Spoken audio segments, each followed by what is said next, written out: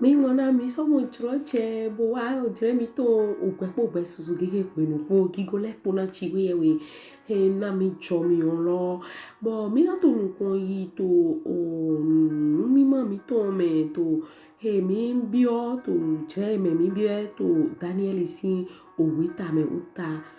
tita mi o ba to se ri wa ita we toji we mi na je to egbe bo eka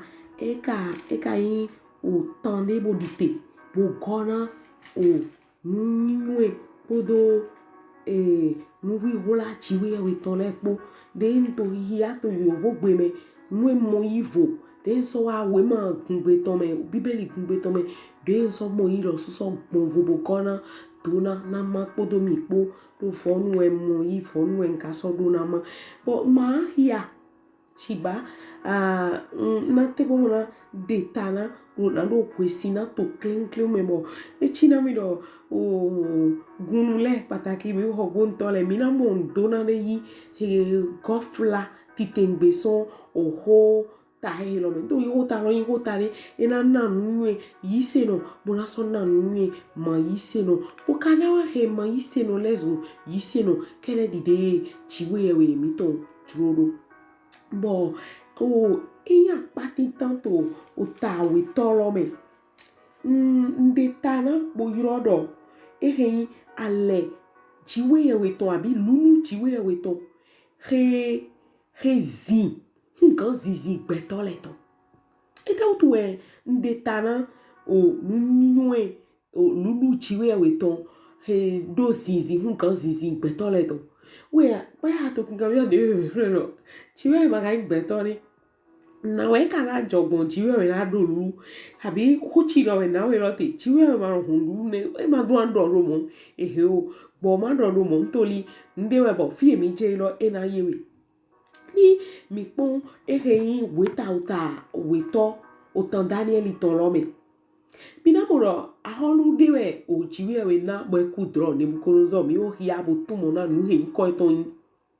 to gbeta we ni bo to draw kuku eton lo me e won ji draw lo e ma so flin draw lo bo ai ha eton bi wa wulu ntoli gbigbo he yo volo yo conscience ma yo Gigo Oklunon to ai ha eton he yo volo yo conscience e de kunu ne do nu e draw aku he nu e ma tata Huénou a Jihouéyèwé mo me ne nti no da no no fon kanji yo faut que no ils font pour de mauvaise humeur po bon man do na we no e me no font pour mauvaise humeur po e to yin no Jihouéyèwé to nde do awe bo ma lo se ntoli ma we da mi e ma kan na gbèto ni da mo font pour do eyin o ai ha wulu po ai ha no ati do wulu mo we de len we nu he Jihouéyèwé to di do na gbèto to ai ha to me gbèto ma do se na do yi bai bon nu ha Eyin Aholu ne bukalizali to wilon ni bode kado jemo e wa yuro me to afi gbaje to moyin nu ponto nu yuro to nu nwe to le ntoli mi lo su mi na mo no o to e ma ntoli e ma njuro pipe Oklunon to na Oklunon o mi gbèto le mi ni no to gan de glo abi to gan ni bu Aholu to no zo etonji ntoli ni minyo owe o Samueli ton Huénou Israeli vile do bi Aholu titan he Saul e ma yin jo pipe Jihouéyèwé ton bo e wa he mi ye mi do Jihouéyèwé e do jo pipe bo so do jo he ngan yi gbe na bo e ma yin jo pipe ton bo e do yi gbe na we mi no amoro ni no ajodo mi go ajiji omino do cho ite otu Jihouéyèwé ka yi gbe na fi Jihouéyèwé te jo gbe yi na tonton mewe mo ko le no jote bo ni mi lo le ko atan egbo Aholu ne kanzali to wilon e wa de yuro to me tantan o hele duele e do na iro mi ku draw de si ma fli draw lo mo ai ha mi ton sa so wulo inte ko do draw re mi we me le draw do nu to le mate ai gbaji fi bo gan do mo ko awi do azon fofo awe we le ko aide gan do no iro ni do draw lo ni mi e ma do ni mi ta e to mo na gbigbo ye na jijaro fli bo ho éton na gbigbogbé e na les to aho o dide to tono chi gbogbe lo e bia no ira hu asi éton lega o so hu fi éton le we nu nu to ati nu juro to ati aze to won to li to gan le ti me de ma no club me de yo de ma on Jihouéyèwé le nu he no le do ile le me no le do ile no i ma o si me bo mi o do pe te ni no mi ma to te me mi to yi ta di ma o vi bo e so wo nu support moto atan support moto mi gbo to li mi ma to te mi to me mi ma ta yin won to je je lo bo we ne nu ra we to ne so akan ho lo bi o yi do ni do draw ne mi iro a gbèto mo nko re ma ti mo si gan do adavo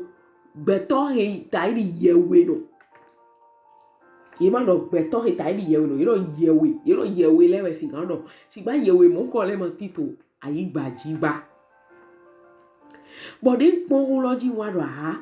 de po Jihouéyèwé ka ba yi ndo mo e wa yin ye nu mi na e wa yin nu e na mi do mo e ju Jihouéyèwé na do to Gigo éton hia to yo gbèto ino iro ide le do nu eto Zinzin do to le chechi na do hia iro mo lo so ye do Zinzin so ye nu nu so ye do kwe so ye do hiron so mi o Jihouéyèwé o vie mi to me ko le kan to we sinkan ni le pora yi ntoli ni mi pon kakaka ye ma pe gobo tu mo nane bo ye ta o to didi Danieli lo suga bodo meme sunu aton eton he to lo poro menu Israel vile popo yo je yo sudi na no botana iro le su shiba wende oholo je Danieli sintome e chite plakun toli wo su gbon ete zanwé bodo huiwe po bo imo mede Oklunon Aholu zedo pachena hougan le poto Aholu baji we kamero ne gbo e Aholu si Eyin ho de tade na lo esi egbero mo do gbon nu bibi o ton nu eto nu kundo son nu eto le siwa bo hougan lo tun ho lo ni we do na hougan lo do mi ve ni ne mi jile mi ni ton je godo na lo di Jihouéyèwé bo na lo wa tun mo dro lo na bo na do dro lo na Aholu mo so tun mo ni nugbo we de Danieli le ko so file bleunle e mo Eyin meme sun aton eton le Eyin Mikaeli Anania bodo Azaria po ye yoro Shadraki Meshaki ati Abednego bodo na iro eya mi bio home mi ni bio le planu do Aholu si ogbeji po to lopo na Jihouéyèwé ni jale bo sigando do na mi odrolo bodo tade na eton po fine we mi na je o tade na awéto he nrodo nunyiwe mi o fi Jihouéyèwé ton le we na re Gigo mi ton klin boda so remi hougan to fi de Oklunon zemi da ido nunyiwe mi o fi Jihouéyèwé ton le we na re Gigo mi ton klin boda so remi hougan to fi de Jihouéyèwé zemi da ido boda kambio de we do nunyiwe de ten kon kawe nunyiwe de nko we lo we yin ye mi deme de dovo mi o hia to Eyin o tati tame bo mi de tana mo yoro de dovo si hiron fi ana yo hiron lo tedie ntori de dovo lo si hiron mewe Danieli e howesun bo yiro Eyin agbe ton le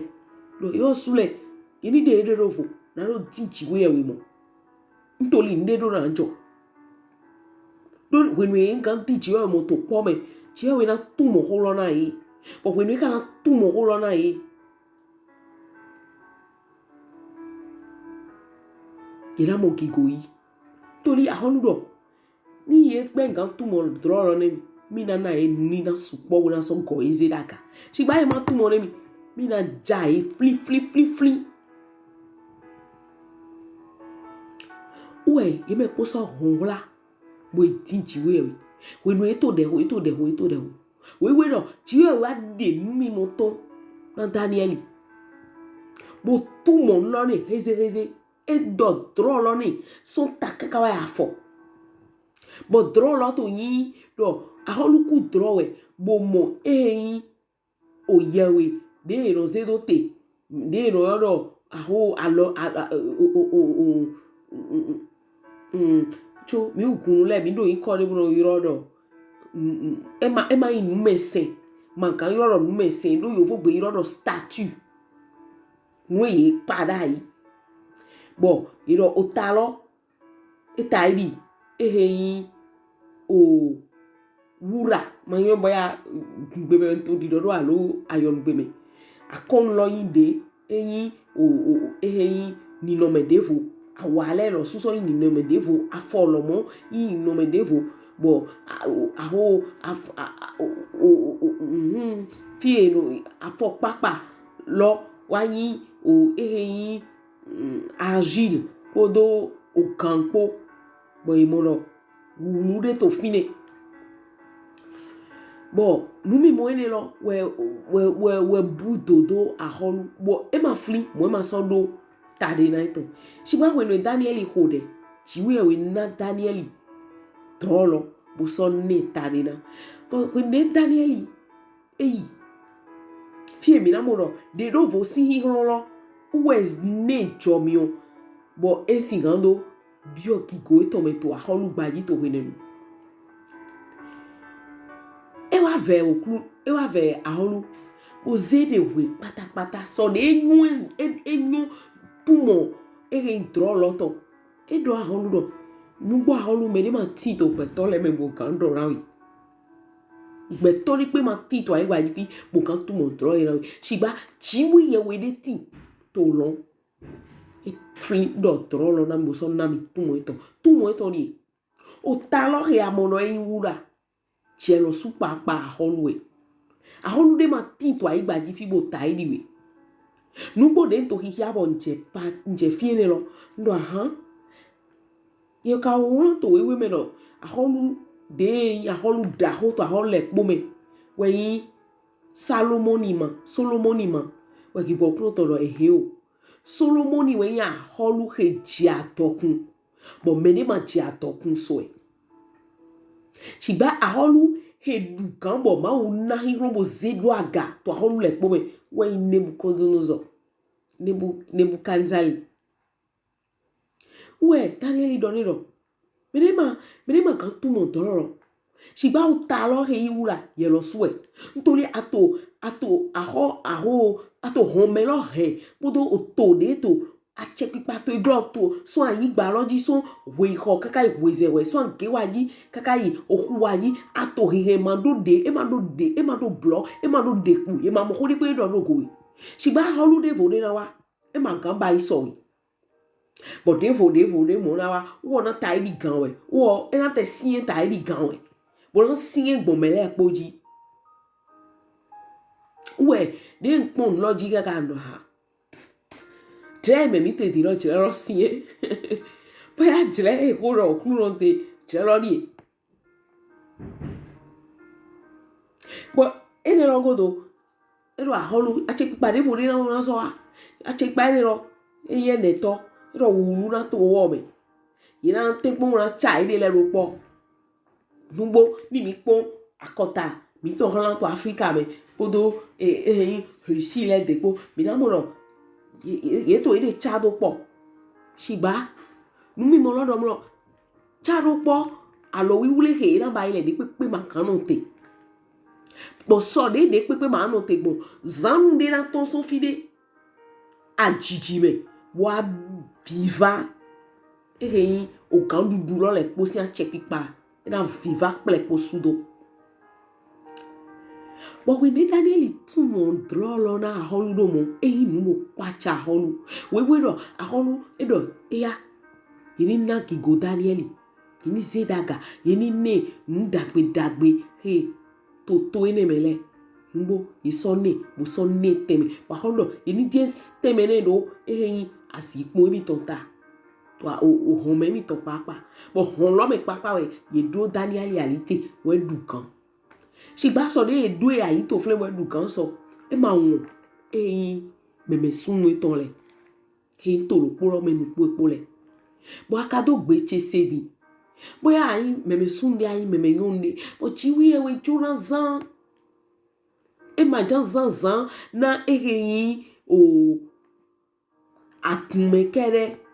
shigba jon zan na do re o to le inu lo ndo nu nu echero me he do budi siche be akoti to de do volome be akomo hiklo re ti to de do vome to li jere me mi te he lo mando ko wi wla lo po na mi o to gan le na gbon akun le me na do din de do voto Jihouéyèwé ton le me he je o de do vo me ko kan do vo le Wéta ti te ngbe lo adura jevo na nous quand nous mourir lui ntoli de do vo lo me Huénou Danieli le bai mi mo no ena e joje bo inwe lo ni tu klawa Jihouéyèwé no di be ma o vide ayi lo akomo joje bo ni tu klawa na we Jihouéyèwé ano edi bo na chi ereyi alo kanto ele po bo na bion bibla we bo bio home po we to po bo ya zanwé na do to Oklunon fe Huénou akopẹ po do dewe na mi to dewe hia mi ete ajuanwe na we ngamba ido be auto no ba auto mo bai na mo bai fe do ani bai toli tarabe Oklunon ton jan diwe shigba adura to gbe si so me na ndo ti adura to gbe si so me bo Huénou Danieli ko wule awu no gbe si so me to tarabe lo mu bo ma fli e ma re na ide kere shigba e so fli to eton me le be po to pe jilo to kan li mo gbe le bo yido Aholu sonna e wule lo su akota o département abi région e bi na ro agbegbe ezena yi do ni kokona bo de dovo ezomo ye Kinklan to Gigo eton e klin bo Jihouéyèwé si jawu jo etewe Jihouéyèwé masingan wa boya auto te pon Jihouéyèwé asan dide bo Jihouéyèwé di to bo so sewe na do na we di lo bi o de dovo me yo vo yo consécration bo fi la sagesse des enfants de Dieu qui les fera briller et qui les fera dominer. C'est ta consécration. De vote. Mais à Dieu de do Jihouéyèwé si vi numbo ntori lo mi to jere de me de jere Oklunon e ku kanda ido e mina me nye mi ton le si Gigo klin we chodo minano bi o je home yi bonano e pe Christi we chodo minano bi asrobe na no e pe Christi ni valon do ngodo Jevo na Jihouéyèwé Jevo pe adido do adido ngbewe da ito Jesu si nkome o kan to enwen to gbezan chebe a che to egbele gbezan chebe yero su no Jevo na Jihouéyèwé ga ntoli me kule gan to pipe we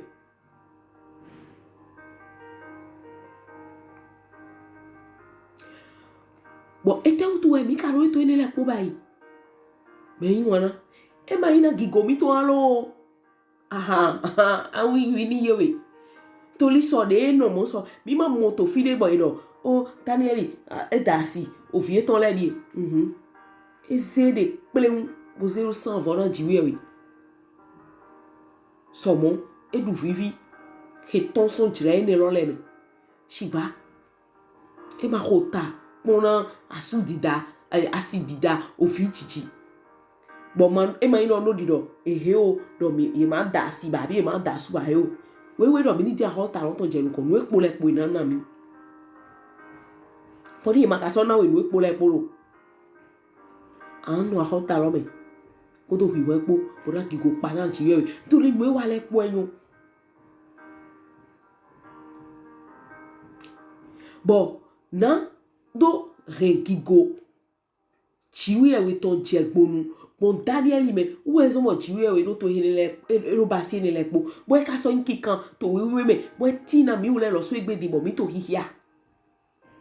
Ntoli ni mi pon to gana le sincheti o fie note o Aholu du o home o aho ayi ton institution lo le mina mono su boy to mando Christi ka ja vole yegan. Moi ma azan nu ya de ma so na azan nu tata. Mais les zédés d'aïe, to mbo pa to po me we juanzan. We mi bio akpa tontolo. Bon nyoro. Aholu Jihouéyèwé ton eto tandame. Aholu Christi ton eto tandame. Jesu na le kwa dandan. We twen ka so le kwa do wi wa lo aweji wete. Mi na mo joro je we mi na de gbe na mi do mi na li le bio e kin so ri ale me. Mi na idon. Ma o wulu mi ti. Shiba nano diwa basabori jehomelo nona jo ena jo titengbe amo wetu na jo Jihouéyèwé jo zan mi ou vie ton le to leta to ministère le me to institution le me to gouvernement le me Jihouéyèwé jo zan mi ntoli Jihouéyèwé jo hunle yege osule osugan ntoli ni mi pon pele po mi na mo Danieli bodo Eyin Chada ki me chaka bet me gopo ni kode homen lona e. Yele yeyi ode o veve na Jihouéyèwé to bon Eyin nyroto o won nyuento he mando klisti dali. Ye veve na Jihouéyèwé bon dali to. Bon e kado ye mi do mlo tandame ye na o wa Danieli de na do akama Danieli do. He holo fi e kata se no. Menwe o eta ya chili tuwe bena odona ido Jihouéyèwé manyo ni eyise ni e maso ise ni mi to nu ko ito we lo me mi na mo nu kunje nu supo me shiba mi wule do na kai ye tenti bo ye no mo mi tai di hihon bo we nu ni e wa gbe le ma Christi na ko mi to we na ndo di ko mi to we ko do rai to sunde wa yi me o debi o sun wulo potoro ho de na kotale do mi wule we Oklunon na ayi gbaje nko mu gboro aho viti po da so to lepo shigba ni mi wule gona Jihouéyèwé po gbigbo to po aho vi pa so to lepo ye don to Jesu si nko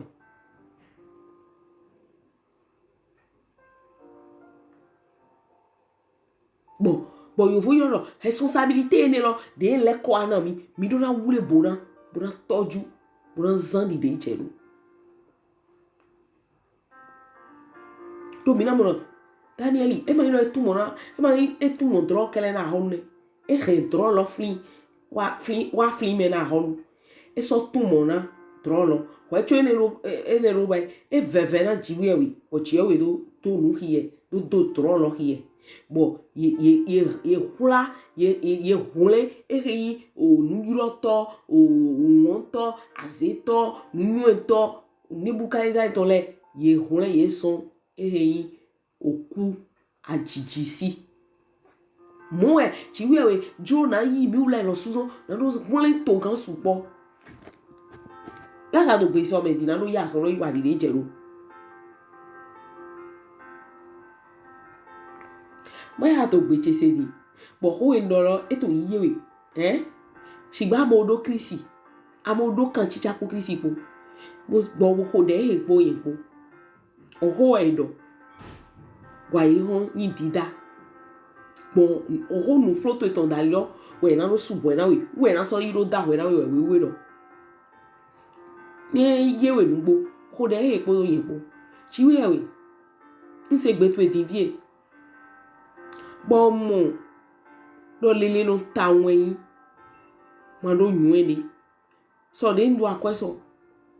so de nyonu iso ngbo agba hule gan to eton bon to vivewe do ani jale bo jo yan do chile po na mi bo hule mi gan bon fi to Christi dali ti vie to gbe ton yi yi gbe lowo yi mu enran to jo yen de doni na ni sigan do hule mi yi gbe ton ni noin ton ni Zinzin Jesu ton ni walo ton bo Zinzin ton adike ndomblo kule wendo chelo sugan baba to Jesu si nkome we hode lote ishe ya hode lo mo Huénou gboro mlo awo mo kule gan yi ma sole ko inu me sende me komblo ma sole ko podo walo nyiran kan walo kudio lele nyiran kan blo te pomo di akun na gbeton bo yi na no dudu peton wewe ya yi bodo na iro emi se hode to kanji holo ho apara yi ha mi to we mi ka le ko adi Huénou ina kokona we Jihouéyèwé kaka bo anpon pa temu sisi me ona le yewe si ona be peji so ni topo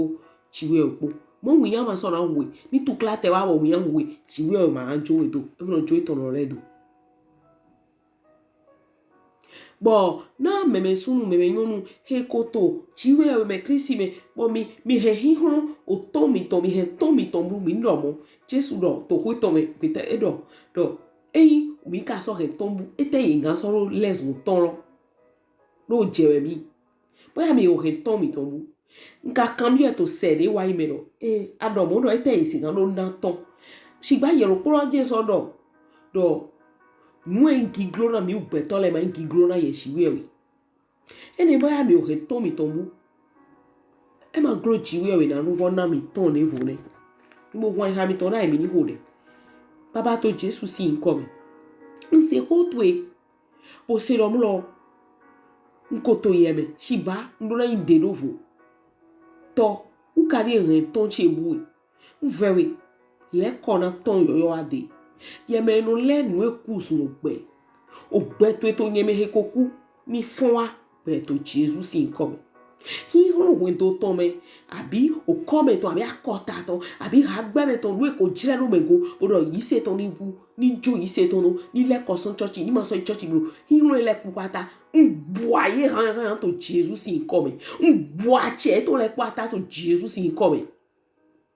ngbe wa lo nyiran kan le pura yi baba ngbe la lo dai a o hole mi gan me ma so gan no wa lo nyiran kan me ni ma so si gan no la lo me ni e le po mo ton che bube baba nvewe to jire gan o to me ngbe aso nyiran kan le pupa tarai bo go we yi to yoyo me to Jesu si nkome go gbèto yi yoyo me go hihun to yi yoyo me bo gbe nu e mai nu e zinvu he ma zanwé wéto me he gbigbo to ma dekun na le gbe pele porai he mi sie na ma nyeromo ma he kan po to peji so lo me Huénou ana dragon to epon na no de nu e to de dovo to le ya o de dovo na no zi yi oho aga na no zi do aga flin yero suga Jihouéyèwé flimi awon mi blo abasi ba o baba ki go le pona nkan to Jesu si nkome we mi hode lote ni she mi wana mi ma so yi no ko nkan mo nge mi ndo dochi o so yi ndo do me na ho mi to Christi-Jesus so yi wele vonu to jire mi to ogbe susu gege ko Huénou e da